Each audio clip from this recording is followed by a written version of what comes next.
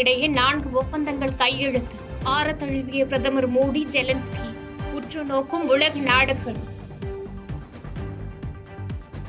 இந்தியாவால் புதினை தடுத்து நிறுத்தவும் ரஷ்யா பொருளாதாரத்தில் பாதிப்பை ஏற்படுத்தவும் முடியும்.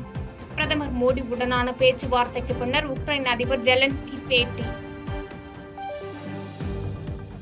ஓராண்டு மகப்பேறு விடுப்பு முடிந்து திரும்பும் போது விரும்பும் இடத்தில் பெண் காவலர்களுக்கு 3 ஆண்டுகள் பணி. காவல்துறைக்கான பதக்கங்களை வழங்கிய பின் முதலமைச்சர் மு க ஸ்டாலின் அறிவிப்பு. அடுத்தடுத்து உயிரிழந்த போலி NCC பயிற்சியாளர் சிவராமன், அவரது தந்தையின் உடல்கள் உறவினர்களிடம் ஒப்படைப்பு.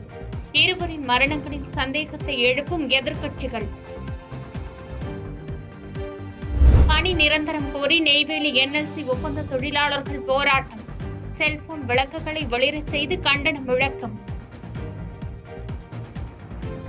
60க்கும் அதிகமானோர் உயிர் துடித்த கள்ளக்குறிச்சி விஷசாராய வழக்கில் 4 பேர் மீது குண்டர் சட்டம்.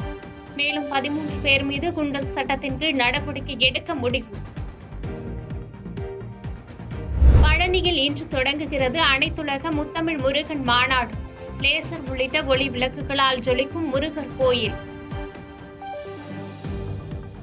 மேகதாதுவில் அணை கட்டுவது தொடர்பான ஆய்வுக்கு தமிழ்நாடு அரசின் ஒப்புதல் தேவையில்லை. மத்திய அரசிடம் அளித்துள்ள விண்ணப்பத்தில் குறிப்பிட்டிருக்கும் கர்நாடக அரசு.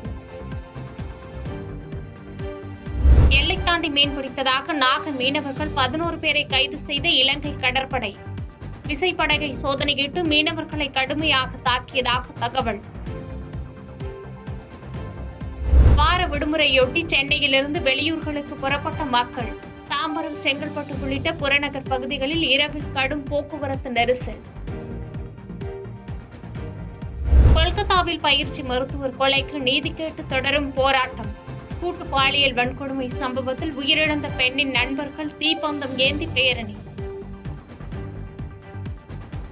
நேபாளத்தில் இந்தியர்கள் சென்ற பேருந்து ஆற்றில் கவிழ்ந்த விபத்தில் உயிரிழப்பு 27ஆக அதிகரிப்பு. பாதிக்கப்பட்டவர்களுக்கு தேவையான உதவிகளை இந்திய தூதரகம் செய்து வருவதாக பிரதமர் மோடி எக்ஸ் தளத்தில் பதிவு.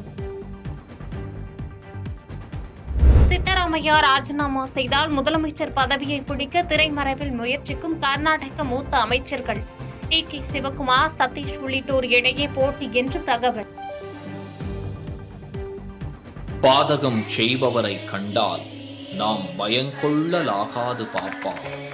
மோதி மிதித்து விடு பாப்பா, அவர் முகத்தில் உமிழ்ந்து விடு பாப்பா. அண்மை செய்திகளை உடனுக்குடன் தெரிந்து கொள்ள இணைந்திருங்கள் இயம்நாடு தொலைக்காட்சியுடன்.